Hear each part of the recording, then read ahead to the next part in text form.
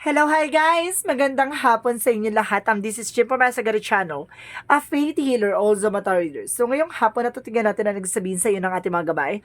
This is special gabay for the month of October 11 and October 17 for the sign of Taurus. So Taurus, welcome to my channel. Ano kayang messages, advices, and spirit guides ang ating masasaga for today's video? Kanino naman kayang energy or kaganapan sa buhay ng mga Taurus ang ating mga hagilap? So guys, this reading is a journey din lamang, hindi lahat makaka-resonate. Kunin lamang pa makaka-relate sa inyo and comment down below kung kaninong energy ang ating nasagap. And of course, don't forget to like and subscribe my channel and hit notification bell for more videos update. And of course, maraming salamat sa walang sawang pagsuporta sa aking channel, lalo na hindi nag-skip ng ads. Naway pagpalain kayo ng Diyos at may kapal at bumalik sa inyo na siksik diglig umapahaw, diba, na blessing at biyaya. Maraming salamat po sa inyo. Angel Spirit, please give me information for the sign of Taurus. Ano ang pinaka-message sa'yo ng ating maggabay for today's video? Wow! My goodness. Napango ka agad ako kasi the wheel of fortune is here. Na mukhang may swerteng dadaputi. Mukhang ito na yung perfect timing for a lifetime. Parang life cycle. And of course, oh my goodness! The wheel of fortune is the 9 of cups. So, ibig sabihin nito, may katuparan sa pangarap. Di ba, life abundance di ang pag-ikot ng gulong ng palad. Di ba, parang ganon. Parang there's an emotional richness, parang hindi mo ini-expect na mangyayari sa buhay mo with the Knight of Pentacles, di ba? Maging practical ka, di ba? And of course, sinasabi dito, kailangan magpursige ka sa ginagawa mo, slow and steady lang daw, dapat kalmado ka lang lagi pagdating sa finances. And of course, there's a death card, no? Kumbaga, there's an ending and a new beginning. Parang ito na yung katapusan ng kahirapan mo, no? Katapusan ng mga bagay-bagay na nangyari sa bangungot ng nakaraan mo. Kumbaga, sinasabi dito sa'yo dito na tapos na ang paghihirap, at tapos na ang naranasan mong paghihirap. When there's a Queen of Cups, there's a healing. No? Magkakaroon ka ng healing dito. And of course, there's some water in the flow. Parang daloy ng tubig na parang nagraragasa. Ganon. Diba? Ganun ang pasok ng swerte sa'yo. And of course, sinasabi dito, there's a Two of Swords. Kailangan mo mag-decision dito. There's a decision that you need to make, no? Kailangan tinitimbang mo yung bagay-bagay, no? No more doubts, no more regret. And of course, inyo kasi nagbibigay ng inner conflict sa'yo. Yung pagkakaroon ng kumbaga, yung pagkakaroon ng pagdadalawang isip. So, kailangan dito na, kailangan yung pananampalataya at paniniwala mo at yung decision mo ay talagang buong buo. And of course, there's a tower moment. There's a sudden changes, no? May pagbabagong magaganap dito na, kumbaga, there's biglang a major shift coming in for you. No? And of course, sinasabi dito, there's Two of Pentacles, there's a balance, magiging balance ka na dito, no? Or you need to keep yourself balanced. And of course, there's a Five of Swords, there's a fair fight, no? Kumbaga may patas na laban dito, pero sinasabi dito na mag-ingat ka, there's a nagbibigay conflict sa'yo dito about sa trabaho, negosyo, hanap buhay mo. So sinasabi dito, kailangan na magkaroon ka ng pasensya, no? Mahabang pasensya sa pag-aantay, slow and steady, kalmado lang dapat, diba? Ganon. Kumbaga nagiging kaya mainitin ang ulo at nagiging bugnutin that because parang gusto mo na parang mangyari ang mangyari, gano'n. Kumbaga sinasabi nito na habaan mo yung pasensya mo. Because there's a Five of Pentacles, there's a recovery, makaka-recover ka na dito, no? Wow, what is the Queen of Cups? Ano kasi sinasabi dito with the Full card, there's a leap of faith na magtiwala ka sa process and progress. Kumbaga, hindi naman yan agad-agad, hindi naman yan, kumbaga pala, decision eksena na gano'n. Kumbaga, sinasabi dito, kailangan mo dumaan sa tamang proseso, no? So, what is the Two of Swords? What is the Two of Swords? There's a Ten of Swords. Ibig sabihin dito, there's a painful ending, no? Sinatapos na yung mga bagay, no? Or yung mga tao sa paligid mo na nagbibigay conflict sa'yo or nagbibigay ng doubt or conflict, no? Yung inner conflict like, yung nagbubuyo or nagsusulsul sa'yo. So, sinasabi dito, tapos na yung mga betrayal na yan. Tapos na yung mga taong, kumbaga, nagbabackstab sa'yo, no? Yung mga traidor. Tapos na raw yan. So, there is a Wheel of Fortune and of course, the Tower moment. And of course, there's a Six of Swords, no? And of course, there's a Page of Cups. There's a listen to your intuition. A transition for a lifetime is coming your way, no? Kumbaga ito yung transition na sinasabi sa'yo dito na kailangan mong kumawala sa mga negativities at kailangan mo panatiliing kalmado, no?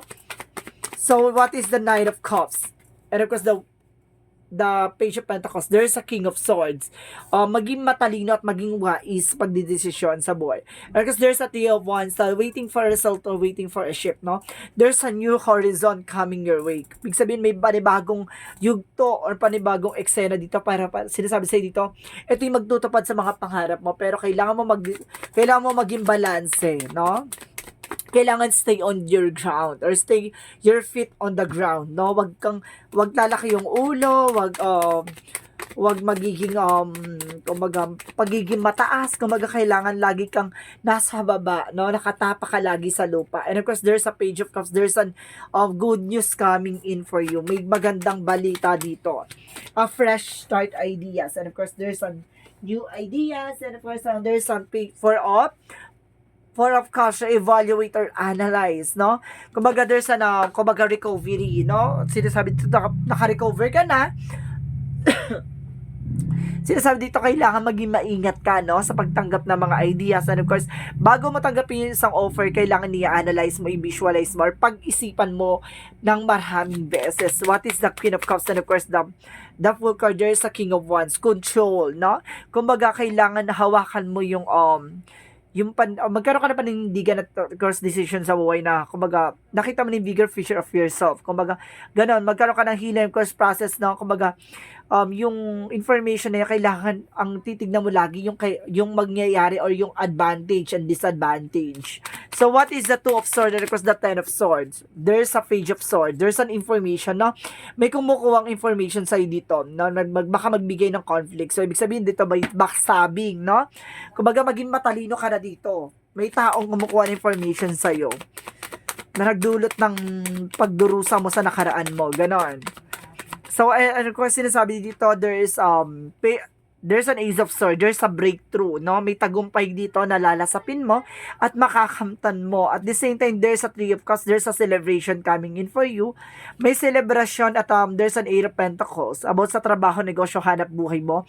Sinasabi sa'yo dito, mag-focus ka. At the same time, there's a Page of Pentacles, mamamanifest mo lahat ng bagay na gusto mo makuha. So, ibig sabihin dito, focus, kalma. 'Di ba?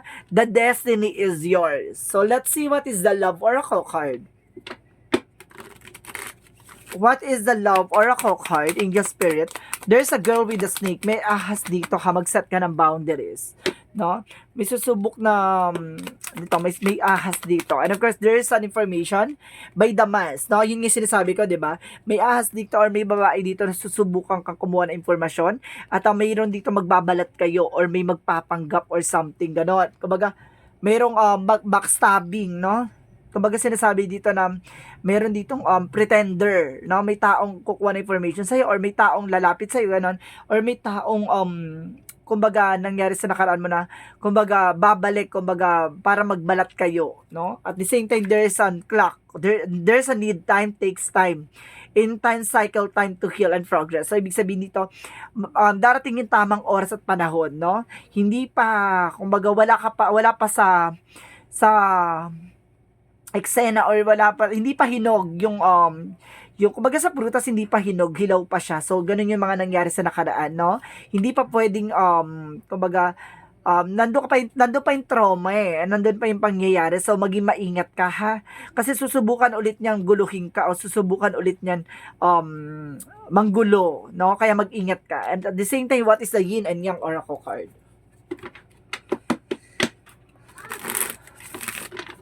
What is the Yin and Yang Oracle card? There is a self-worth, expectation, no? Kailangan alam mo yung self-worth mo. At the same time, there is an activation for higher self. Kailangan makinig ka sa inner voice mo, no? At you know your power, no? At the same time, there's an autumn. Yung mga Taurus is malakas talaga ang pakiramdam niyan Pero, kailangan gamitin mo yan, no? Gamitin mo yung malakas na pakiramdam na yan para at least makatulong sa mga eksena mo, no? Yung pagiging malakas na pakiramdam sa paligid mo, makikilatis mo yung mga tao Yung mga tao sa paligid mo, kung sino yung binabackstab ka, or sino yung mga taong kumbaga gustong guluhin o gusto sirain yung eksena mo. So sinasabi dito kumbaga ina-activate tong eksena mo na kailangan maging aware ka sa paligid mo. Gamitin mo tong intuition, gamitin mo tong vibration mo para makaiwas ka sa mga taong ito. And of course, there's an autumn harvest time na makukuha mo na yung matagal mo nang minimitihin, matagal mo nang gusto makuha, no? Malapit na. So, what is additional messages? Harvest is coming your way. So, what is additional messages? There's a practice. No, kailangan i-practice mo yung sarili mo, yung pagiging impatience mo. No? And of course, there's an energy healing. Kumbaga, kailangan mo ng healing process and of course, healing from all aspect. Baka kailangan mo magpagamot or kailangan mo ng healing, no? So, what is the chakra messages? At the same time, see, there's a release. Kailangan mo i-release yung negativity. And of course, yung mga taong alam mong nagbibigay ng negative sa'yo. And there's an enlightenment. Magkakaroon ka ng kaliwanagan. Alam mo yung may taong lalapit sa'yo, pero biglang mo nasing ina, ang lakas ng kaba kami something dito na parang may eksena sa kanya. Magkakaroon ka kagad ng pag-iisip or ng yung vibrations, no? Yung emotions and of course yung pakiramdam, gano'n. Parang magkakaroon ka ng gano'n pakiramdam na hindi goods, gano'n siya. Parang meron ka agad signs or synchronicities na ihatid sa ang ating angel spirit. And of course, there's an impasse na, kumbaga ito, release mo yung humaharang, no? May taong gustong humarang ng pangarap mo. May taong gustong humarang ng kumbaga, yung magandang kapalaran sa'yo, no? Kailangan mo i-release yan, yung mga bagay na nagbibigay blockages sa'yo. So, what is additional messages? So, what is additional messages? There's a fire, transmutation and purification, paglilinis, no? Kailangan mo linisin ang hanay mo, no? Linisin yung mga bagay na nagbibigay sa'yo ng pabigat at blockages. And of course, there's a stairs, direction, timing. There's a perfect timing in all the things that you need to do, no? Kumbaga, may mga bagay tayo na gusto natin sa katuparan, pero hindi pa natutupad. That because of may tamang timing at pagkakataon, no? Kumbaga, sinasabi dyan, meron nga talaga tayong step by step na tinatawag, 'di ba? Kung hindi pa hinog, bakit mo, 'di ba? Kukunin at pipitasin. So, ibig sabihin nun, hindi pa matamis yung tagumpay na yon. Medyo mapait or masyado pang maasim yung eksena na yon. So, ibig sabihin, wag mo munang pitasin or wag mo munang kukunin ng hindi pa hinog. Hindi pa siya matamis. And of course, there's information by soul gift and training. It's time to step up, no? Kumbaga, meron ditong soul contract or soul gift, no? Meron tayong binigay ng spiritual abilities, no? Ang ating universe or na ating Panginoon. No? Gamitin mo yan. Kumbaga, lakas ang sense ko dito. There's some, kumbaga, visions, no? Meron kang visions na, kumbaga, or pakiramdam, no? Kumbaga, meron kang ganong kakayanan na malakas ang pakiramdam mo at malakas ang kumbaga pangitain sa'yo na kumbaga tong tao na to, di ba? May nasasense ako sa kanyang gato. Pero inaano mo, kumbaga hindi mo pinapansin. So, ibig sabihin dito, pay attention to your dreams or to your intuitions, no? And you're very close to achieve your goal. Napakalapit mo na para matupad yung mga pangarap mo. And the end of the cycle approaches. No? Matatapos na yung mga bagay na nagbibigay sa'yo ng pabigat or kumbaga pasanin. So, or paghihirap. So, what is the energy? What is this energy? Angel spirit guides. And of course, there's a door to romance. No? May pintuan talaga pagdating sa buhay pag-ibig para sa'yo. No? At the same time, there's a door to spirit, no? Puro pintuan, 'di ba? Puro pintuan patungo sa tagumpay at patungo sa kumbaga kaligayahan, 'di ba? Tapos the guardian and the gate, see? Kumbaga magkakaroon ka ng maaliwalas, no? Na environment. So what is additional messages? And there's a blame, di ba? Kumbaga, i-accept mo yung responsibilities na yan sa mga bagay-bagay. Kumbaga, wala kang ibang sisisihin sa mga nangyayari sa'yo kundi ikaw. Di ba? Kasi hinayaan mo mangyari. Kahit na mayroong kang thoughts and of course, there's a knowledge. And of course, there's an indecision. May mga bagay na hindi ka pa mapag-desisyonan ngayon. And of course, there's a loneliness. Hindi ka nag-iisa. Di ba? May karamay ka. So, let's see what is the Romance Angels. What is the Romance Angels?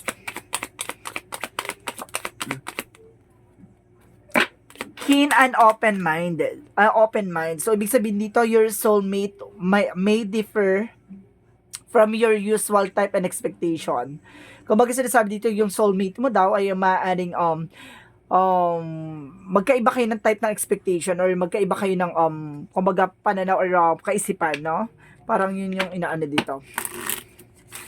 Or panatilihin na, kumbaga, panatiliin kayo magkaisa or pares kayo dapat ng thoughts and of course ng mindset. So, what is a chakra what is Archangel Raphael? There's a massage. Kailangan nyo daw ng massage therapist, no? Na makakatulong sa'yo para matreat mo yung katawan mo. So, baka nananakit yung katawan mo or you're feeling stressed, no? So, what is the Archangel Michael? A favorable outcome. Papabor na sa'yo ang mangyayari or yung kalalabasan ng eksena. Ganon. So, what is the Jesus loving quotes? This is a win-win-win talaga, T. Now, win-win-win outcome. So, what is additional messages for Jesus loving quotes? All things whatsoever you shall ask in the prayer, believing you shall receive. So, ibig sabihin dito na lahat ng bagay daw, no? Na dapat mong pinagdarasal. No? Maniwala ka, matatanggap mo yan. No? Ayon sa kalooban ng Diyos. Kung baga karapat dapat ba sa'yo matanggap mo yung hinihiling mo o pinagdadasal mo, ipagkakaloob sa'yo. Hindi yan pagdadamot ni God sa'yo. Kung alam niya makakatulong sa'yo at makakabuti sa'yo. So, what is the angel's number? There's a there's a 2 with the Roman number. There's an I am intuitive. You have a keen awareness of what is happening around you. A strong intuition in your gift and will help you to understand the spoken feelings and thoughts of others. These insights allow you to be great guide and supporter. See, I told you. Diba? Kumbaga, hindi pa nagsasalita tong tao na to, nararamdaman mo na kung anong gusto niya sabihin. Kumbaga, meron kang talagang instinct and of course, there's a visions, no? Kumbaga, there's an insights. Kumbaga, may pasilip ka na dito na nararamdaman mo, na babibrate mo yung emotions niya, rather yung balak niya. Ganon. So, what is the messages of life? Minsan kasi nagbubulag-bulagan ka talaga. At the same time, there's a creative power. I recognize the creative power of my thoughts. I know that I can use them to build and my goodness. I recognize this creative power of my thoughts. I know that I can use them to build or to destroy. Today I choose to use my thoughts to create a universe filled with the joy and harmony. I will maintain a positive attitudes. I have the power to create love and peace. So, ibig sabihin dito, ikaw yung makakabuo at ikaw yung makakasira ng bagay-bagay. Kumbaga, ibig sabihin dito, kumbaga may mga bagay na nangyari sa paligid mo. Kayang-kaya mong buuin at kayang-kaya mong sirain yung eksena. Ibig sabihin, may plano silang hindi maganda sa'yo. Kayang-kaya mong sirain yun at kayang-kaya mo yun na hindi matuloy yung mga balak nila. Diba? Kasi ano mo ka, bakit? Nagkakaroon ka ng visions and intuitions, no? Kumbaga nararamdaman mo na yung balak nila. So, anong gagawin mo? Siyempre, hayaan mo ba mapahabak yung sarili mo? Diba? Or hayaan mo bang magkaroon ng ganong scenario? So, ibig sabihin dito, parang ayun yung parang signs or synchronicities ni God na may you are being a gifted, no? Kailangan mong gamitin yan para sa iyo, para sa sarili mo, para sa pamilya mo, at para makatulong din sa ibang tao, no? So guys, this reading is a special gabay for the month of October 11 hanggang October 17 for the sign of Taurus. This reading sa reading lamang, hindi lahat makaka-resonate. Kung lamang pa makaka-relate sa inyo, comment down below kung kaninong energy ang ating nasagap. And of course, maraming salamat sa walang sawang pagsuporta sa akin channel, lalo-lalo na hindi nag-i-skip ng ads. Naway pagpalain kayo ng Diyos at may kapal, no? Naway manumbalik sa inyong siksik-siglig nag-uumapaw na blessing at biyaya, no? At maraming salamat. Don't forget to comment down below your full name, birthday, and of course location nyo kung asa mo kayo sulok ng mundo para sa susunod na reading natin, baka energy mo na ang mahagilap at masagap ng ating mga gabay. Maraming salamat and see you in the next video. Bye bye and babush!